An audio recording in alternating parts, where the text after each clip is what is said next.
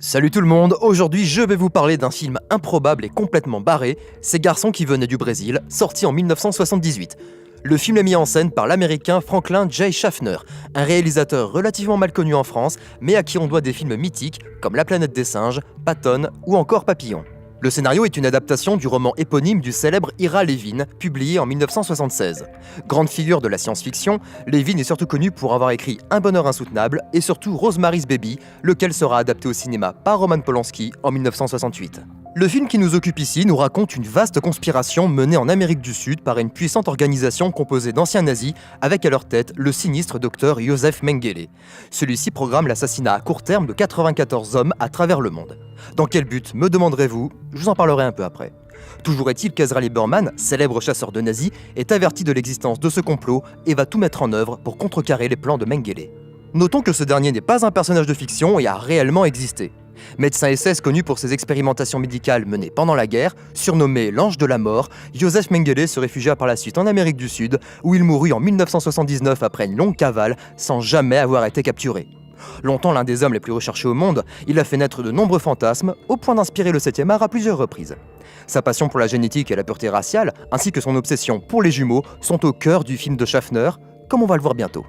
Il est ici incarné par un monument du cinéma hollywoodien, Gregory Peck, qu'on a pu voir dans de nombreux classiques comme La maison du Dr Edwards d'Alfred Hitchcock, Duel au soleil de King Vidor, Moby Dick de John Huston ou encore Les Canons de Navarone et Les nerfs à vif de Jackie Thompson. Personnifiant à l'écran l'homme droit et loyal, Gregory Peck interprète ici, une fois n'est pas coutume, un formidable méchant qui compte parmi les plus mémorables du cinéma américain. On retrouve aussi le Britannique Laurence Olivier dans le rôle d'un chasseur de nazis, fortement inspiré du célèbre Simon Wiesenthal. Interprète légendaire des pièces de Shakespeare, auteur qu'il adapta d'ailleurs au cinéma, Olivier a eu l'occasion de jouer dans des films très variés comme Rebecca d'Alfred Hitchcock, 49e parallèle de Michael Powell, Spartacus de Stanley Kubrick, Le Limier de Joseph L. Mankiewicz et Sherlock Holmes attaque l'Orient Express de Herbert Ross. Mais il est aussi connu pour son interprétation terrifiante du dentiste nazi de Marathon Man, à nouveau inspiré de Mengele, et aux antipodes du personnage qu'il incarne dans le film de Schaffner. Citons aussi James Mason dans un rôle d'officier allemand, un emploi qu'il connaît bien pour l'avoir tenu plusieurs fois dans Le Renard du désert de Henry Hathaway, Les Rats du désert de Robert Wise et Croix de fer de Sam Peckinpah.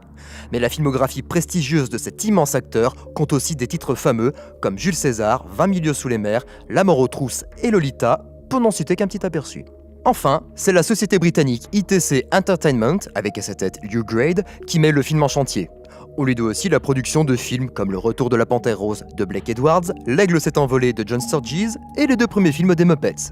Pour la réalisation de Ces garçons qui venaient du Brésil, c'est Hugh Grade qui suggère Franklin J. Schaffner, alors un peu dans le creux de la vague depuis l'échec de son dernier film sorti un an plus tôt, L'île des adieux d'après Ernest Hemingway.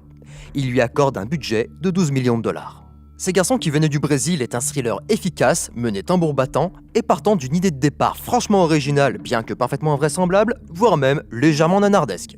Pourtant, le film tient la route et parvient à captiver grâce à un habile mélange entre thriller, film politique et science-fiction, faisant de cette œuvre un film totalement à part. Une fois de plus, Schaffner montre un réel sens de la mise en scène, contribuant à embarquer le spectateur dans cette course contre la montre au suspense constant. Et là, on arrive à la séquence spoil. Alors, si vous voulez découvrir le film, je vous conseille d'aller plus loin dans la vidéo au timecode indiqué à l'image. C'est parti! Ici, il est question de manipulation génétique et plus particulièrement de clonage, puisque le but ultime du médecin nazi est de créer une armée de petits fureurs. Pour ce faire, Mengele a préalablement prélevé de l'ADN du véritable Hitler qu'il a injecté par la suite dans l'organisme de 94 femmes, chacune donnant naissance à un fils. Il s'agira alors de provoquer la mort de chaque père de famille selon un agenda très précis. Tous ces hommes doivent répondre aux critères suivants. Tous sont de petits fonctionnaires, ont une soixantaine d'années et sont mariés à des femmes plus jeunes. L'objectif est de recréer le contexte familial du jeune Adolf Hitler et ainsi d'assurer l'avènement d'un 4e Reich. On peut ainsi rattacher l'œuvre de Schaffner à cette catégorie de films de science-fiction ou d'anticipation, très prisés dans les années 60 et 70, mettant en lumière les dérives du progrès scientifique ou technologique et leur impact souvent dévastateur sur la société. On peut citer Soleil vert de Richard Fleischer, THX 1138 de George Lucas, Phase 4 de Saul Bass ou Génération Proteus de Donald Cammell. Tant de films chocs et pessimistes quant à l'avenir de notre monde, visant à avertir et interroger le spectateur. Mais le film n'est pas non plus très éloigné de tous ces films d'épouvante ayant pour thème une invasion d'extraterrestres, d'animaux et d'insectes, ou encore de végétaux, au choix. Dans ce film, ce sont d'étranges garçons bruns aux yeux bleus qui font leur apparition sur toute la surface du globe, conformément au plan démoniaque imaginé par Mengele. De plus, ces garçons qui venaient du Brésil dépoussièrent avec brio le vieux mythe du savant fou à l'éthique plus que douteuse et animé des plus noirs dessins. Présent depuis l'époque du muet, comme le cabinet du Dr Caligari ou Metropolis, ce stéréotype a été décliné à d'innombrables reprises au cinéma. Citons Frankenstein, L'Homme Invisible, Dr Jekyll et Mr Hyde, et dans un registre plus comique, Dr Folamour et la saga Retour vers le futur, dont le personnage de Doc a été repris dans l'incontournable série animée Rick and Morty, qui mêle science-fiction et humour noir. La réussite du film de Schaffner doit aussi beaucoup à son casting de monstres sacrés. Gregory Peck et Laurence Olivier se livrent à un étonnant numéro de cabotinage, mais la puissance de leur interprétation s'accorde très bien à cette histoire, de base totalement invraisemblable. Peck en particulier compose un Mengele encore plus diabolique que l'original et contribue à donner au film une dimension étrange et angoissante sans jamais tomber dans le ridicule. Le dénouement est d'ailleurs d'une violence et d'une tension extraordinaires et reste un moment superbement orchestré et profondément traumatisant. Âme sensible s'abstenir. À l'arrivée, Ces garçons qui venaient du Brésil est un ovni inclassable en même temps qu'un classique du suspense, prenant, remarquablement bien ficelé et doté d'un scénario aussi solide qu'intrigant. Si les spectateurs qui l'ont découvert à sa sortie en gardent un vif souvenir, ce n'est pas pour rien. Il y a quelques années, une nouvelle adaptation du roman d'Ira Levin était d'ailleurs annoncée, mais ce projet tomba rapidement à l'eau.